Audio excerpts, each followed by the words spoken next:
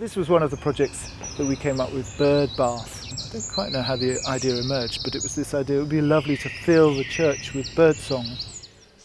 It was very much made for Newhaven, but various people had said, what a wonderful idea. It's so simple, but it really seemed to capture the imagination of people. And then there was an opportunity to bring it to Brighton Festival, and we pitched it and they said, absolutely love it. We sort of wanted to frame it a bit more because Newhaven had been very small scale and simple, but Alice is an amazing musician and works with an incredible ensemble. I'm very interested in meditation. So we started with the Dawn Chorus Day breakfast, and then we're going to end with a concert and a meditation. I'm really passionate about bringing nature back into culture. This idea of an eco-social breakfast came up. I'm like, let's listen to the birds and let's share food together.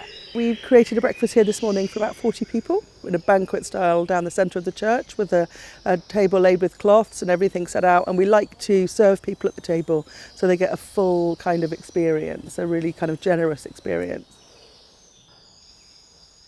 One of the unique things of our biosphere, which is the area between the Ouse and the Ada up to the Downs, is this amazing variety of habitats. The soundscape, as well as being a space to bathe, almost abstract acoustic space if you like, it's also a kind of portrait of the biosphere. For so many reasons it felt really interesting to explore bringing very young children into some of the processes, into some of the philosophies of listening, the practices of listening, the practices of deep listening, some really fun practices of kind of listening with contact mics to trees and to woodlice and amplifying the tiny sounds you don't normally hear. You hear the wind in the trees. You hear that? Yeah. So if you were a creature that lived in the tree, how would you communicate? We listened to like the birds, like plants, like our footstepping, the wind, like all of the trees. Today in the forest we were walking and then we went to listen to what the trees were talking about. During the week it's completely freeform. You can stay for 5 minutes, you can stay for 5 hours, you can do whatever you like. There's no framework at all. It's whatever happens. If you snooze, if you daydream, that's wonderful.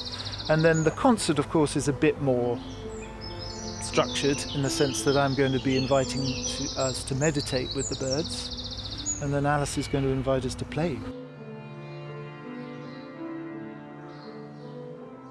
Collectress is an ensemble that I've been playing with we've been playing together for nearly 25 years, and our first album we recorded in this church, so it's a very special place for us. The piece we're going to play is actually inspired also by a stream restoration project, so our performance will start in this small stream that's lost its way since medieval times, and it's sort of being released back into create a wild wetland, and then our music will take you down on a path down to the sea, down to Newhaven, and that's when you know you've arrived, and then we'll invite the audience to come and join us with the birds as well.